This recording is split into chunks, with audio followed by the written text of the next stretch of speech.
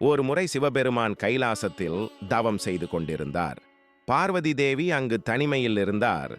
அவர் ஒரு பாதுகாவலர் வேண்டும் என நினைத்தார். பார்வதி மஞ்சள் பூசி ஒரு அழகான குழந்தையை உருவாக்கினார். அவருக்கு உயிர் கொடுத்தார். அந்த சிறுவனிடம் வாசலை காக்க சொன்னார். யாரையும் உள்ளே விடாதே என்றார்.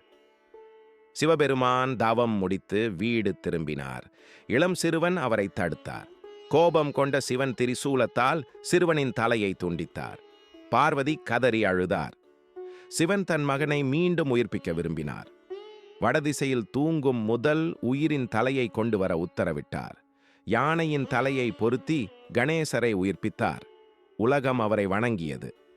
கணேசர் தடைகளை நீக்குபவர் மட்டுமல்ல, கீழ்ப்படிதலின் சின்னமும் கூட. ஓம் கம் கணபதயே நம கூறுங்கள். இந்த கதையை உங்கள் குடும்பத்துடன் பகிருங்கள். தினமும் புதிய கதைகளுக்கு சேனலை சப்ஸ்கிரைப் செய்யுங்கள். கீழே மந்திரத்தை கமெண்ட் செய்யுங்கள்.